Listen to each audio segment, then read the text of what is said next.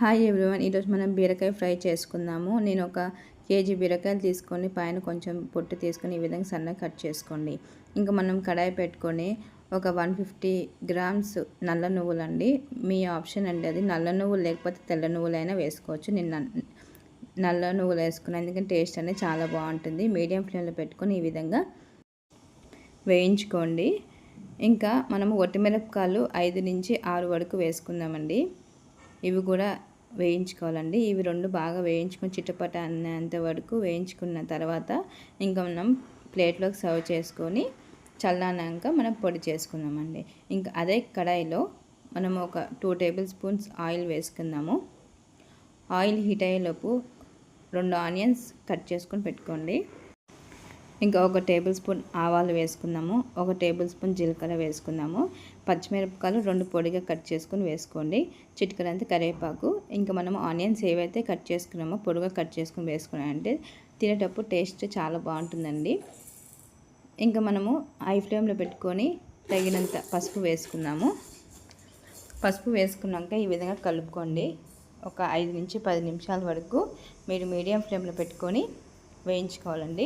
లేదంటే మూత పెట్టైనా ఒక 5 నిమిషాలు ఈ విధంగా గోల్డెన్ బ్రౌన్ వచ్చేంత వరకు వేయించుకోవాలి. ఇంక ఇప్పుడు మనం ఇవి వేగిపోయాక ఏదైతే మనం బీరకాయ సన్నగా కట్ చేసుకున్నామో అవన్నీ వేసుకుందామండి. మనము కట్ చేసుకోకముందే వాష్ చేసుకొని కట్ చేసుకోనండి, అంటే ఎక్కువ తెమ్మగా ఉండదు. ఈ విధంగా ఆనియన్స్, పచ్చిమిరపకాయలు బీరకాయకి బాగా పట్టేంత వరకు ఒక 5 నిమిషాలు కలుపుకోనండి. కలుపుకున్న తర్వాత మూత పెట్టేసేయండి. ఒక 10 నిమిషాల తర్వాత వేగనివ్వండి. ఇంకా మనము మిక్సీ బౌల్లో నువ్వులు, ఒట్టిమిరపకాయలు వేసుకొని అలానే తెల్లగడ్డలు ఒక 4 నుంచి 5 వరకు వేసుకొని మనము గ్రైండ్ చేసుకుందాము. ఈ విధంగా మెత్తగా గ్రైండ్ చేసుకున్నట్టు సరిపోతుందండి. చూడండి, ఈ విధంగా మనం తెల్లగడ్డ వేసాం కాబట్టి కొంచెం తెమ్మగా ఉంటుంది. ఇంకా మనం 10 నిమిషాలు మూత పెట్టేసి వేయించుకోవాలని చెప్పాను కదా, మూత తీసి చూడండి,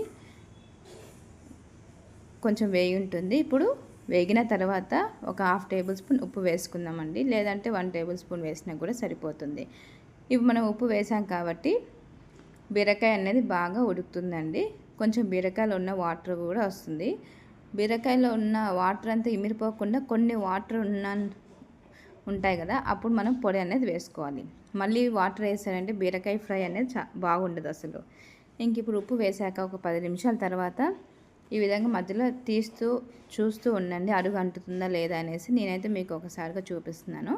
చూడండి, వాటర్ అనేది వచ్చేసాయి. ఇంకా ఇప్పుడు మనం కొన్ని ఇమిరిపోవాలి కాబట్టి మనం ఒక 5 నిమిషాల తర్వాత తీసి చూడండి, బీరకాయ అనేది ఉడికిపోయింది. బీరకాయ ఒక 10-15 నిమిషాల్లోనే ఫ్రై అనేది అయిపోతుందండి. కానీ మీకు నిదానంగా నేను చూపిస్తున్నాను. ఇంకా బీరకాయ ఉడికిపోయింది కాబట్టి నువ్వుల పొడి వేసుకుందామండి. మీరు నువ్వుల ప్లేస్లో శనగింజలు, నువ్వులు వేసినా కూడా టేస్ట్ బాగుంటుంది. తెల్ల నువ్వులు వేసుకున్నా కూడా అది మీ ఆప్షన్. తెల్లదైనా వేసుకోవచ్చు, నల్లదైనా వేసుకోవచ్చు, కానీ టేస్ట్ మటుకు చాలా బాగుంటుంది. దీంట్లో ఇంకా కొన్ని మీకు శనగింజలు కావాలంటే శనగింజలు కూడా వేసుకోవచ్చు. పొడి వేసాక ఒక 5 నిమిషాలు మీడియం ఫ్లేమ్లో పెట్టి ఉడికించుకున్నారంటే బాగా బీరకాయకి నువ్వుల ఫ్లేవర్ అనేది బాగా పడుతుందండి. ఇంక మనము ఒక టేబుల్ స్పూన్ నుంచి 2 టేబుల్ స్పూన్ వరకు ధనియాల పొడి వేసుకుందాము. ధనియాల పొడి వేసుకున్నాక ఒక 2 సెకండ్లు ఈ విధంగా కలుపుకోండి. చూస్తుంటే ఏందబ్బా ఈ విధంగా ఉంది అనుకుంటారు కదా, కానీ తింటే మటుకు చాలా బాగుంటుందండి. తగినంత కొత్తిమీర వేసుకొని సర్వ్ చేసుకోండి. కొంచెం కొత్తిమీర ఎక్కువ వేసుకునండి, ఫ్లేవర్ అనేది చాలా బాగుంటుందండి. తెల్ల నువ్వులు వేసుకుంటే తెల్లగా ఉంటుంది, నల్ల నువ్వులు వేసుకుంటే నల్లగా ఉంటుంది. ఇది ఫ్రై మటుకు చాలా బాగుంటుందండి. కొత్తిమీర వేసుకున్నాక ఒక 2 నుంచి 3 సెకండ్ల వరకు మూత పెట్టేసి వేయించుకున్నారంటే ఎంతో రుచికరమైన బీరకాయ ఫ్రై అండి. చాలా అంటే చాలా బాగుంటుంది. అన్నంలో కానీ చపాతీలో కానీ. చూడండి, బీరకాయ కూడా బాగా వేగిపోయింది. ఇంకా ప్లేట్లోకి సర్వ్ చేసుకొని రైస్లోకి, చపాతీలోకి ట్రై చేయండి. కామెంట్ రూపంలో చెప్పండి. ఇంకా మనం సర్వ్ చేసుకుందాము.